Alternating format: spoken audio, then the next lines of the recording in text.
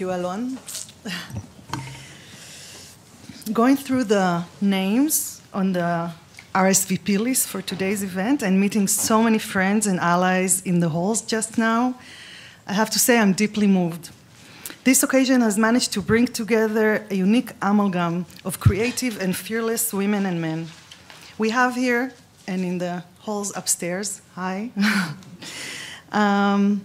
scholars, students, writers, journalists, poets, activists, public servants, judges, lawyers, and others who, in one way or another, are students of the social and its various forms of unjust power.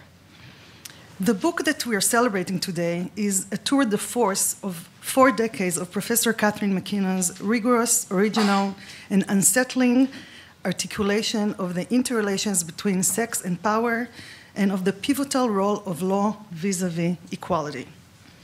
In introducing our distinguished guest this morning, I will take the liberty of skipping what can be learned about her breathtaking list of accomplishments from Wikipedia and share some personal thoughts about why I think this building is so packed today.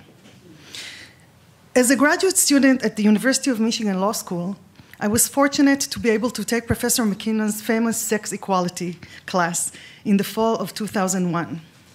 A young legal scholar, I came to Michigan feeling that although Israeli women still have many challenges to face, that there will be no market in Israel for a book titled, say, Legal Feminism for Beginners.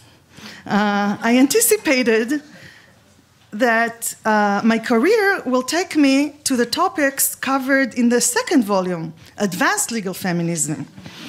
It would have chapters such as cognitive bias in employment discrimination, affirmative action, regulation of physical appearance in the workplace, or gender mainstreaming of the public budget. Had anyone told me that almost 2 decades later, in 2017, I will be dedicating most of my time, energy, rage, and sometimes despair to Hadarat Nashim, women's exclusion, the rampant exclusion of women from growing spheres in Israel's public life, in places where I was convinced that women's place is undisputable and indispensable. Had anyone told me that, I would have thought them delusionary. So here is one experience I want to share with you from being a MacKinnon's student. In the morning of September 11, 2001, my friends and I entered Professor MacKinnon's sex equality class, having already heard the news that one tower in the World Trade Center was hit by an airplane. During class, we read online about the second tower. When the class ended, we found students, faculty, and staff gathered around mobile TV sets that were placed in the hallways, trying to fathom events silently. Class resumed the next week. MacKinnon's opening remarks to a room full of students seeking for ways to think about what happened, obviously being in early stages of a national trauma and already immersed in the new us-to-them binary, were unforgettable. Professor MacKinnon said something to the effect, and I promise you she said it much better than how I'm going to say it, and I apologize for the inaccurate re-articulation in advance. She said that terrible violence occurred and that about 2,000 people were killed. As things look now, she said, this nation is about to go to war to reclaim this harm and prevent more aggression against it. This war will likely sacrifice lives of soldiers and civilians, fortunes in national capital, monetary and symbolic.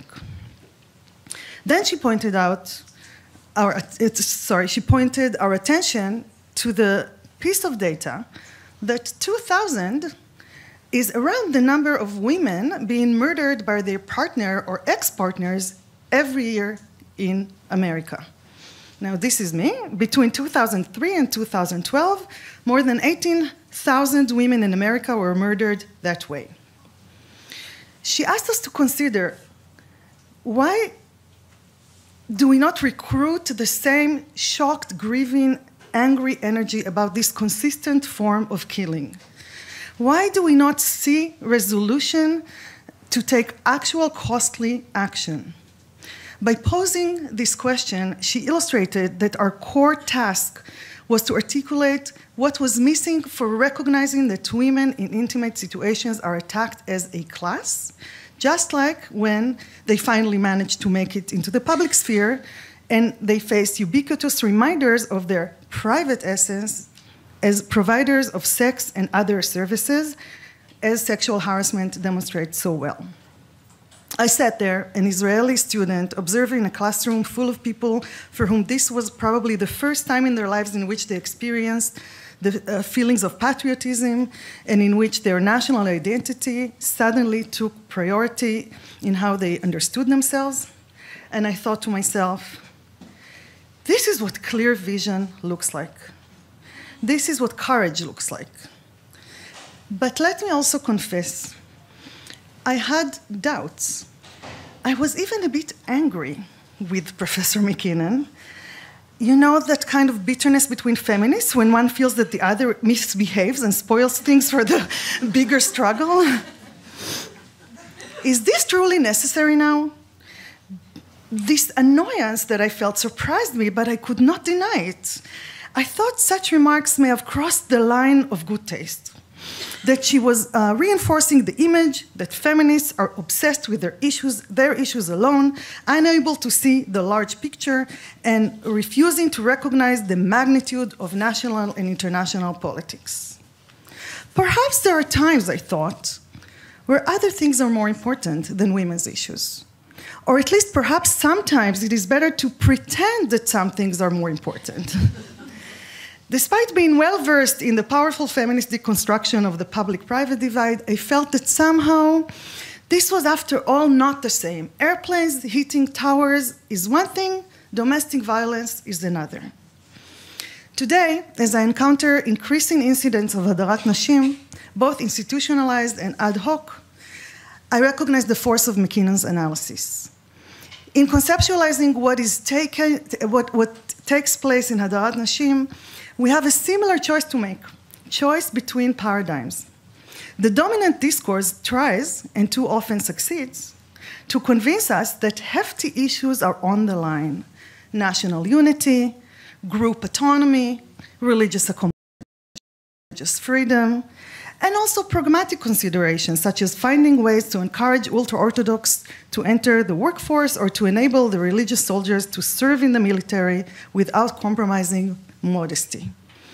Sometimes they even exploit the most nourishing insights of feminist knowledge, such as the notion that identities are intersectional and that they are more malleable than rigid.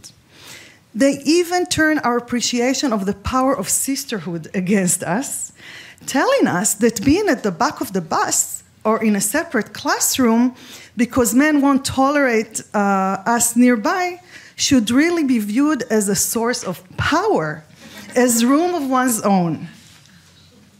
The dominant and false claim is that women's equality and dignity are not the main issue right now. Not that they're not important, of course, but that there is simply other more pressing issues.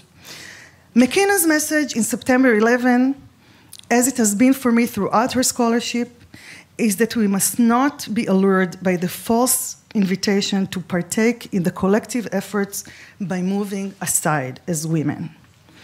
We must remind ourselves and our policymakers that it is never a plausible social plan that you let someone in by kicking another one out. As Professor MacKinnon puts it in an essay in the new book, when women enter, everyone else enters, not vice versa. This sort of lucid yet provocative way of knowing the world through women is what brings me, and I believe brings most of us here this morning. On behalf of the Tel Aviv Faculty of Law and of all of us here today, we're truly grateful for your friendship, Professor MacKinnon, butterfly politics. Thank you.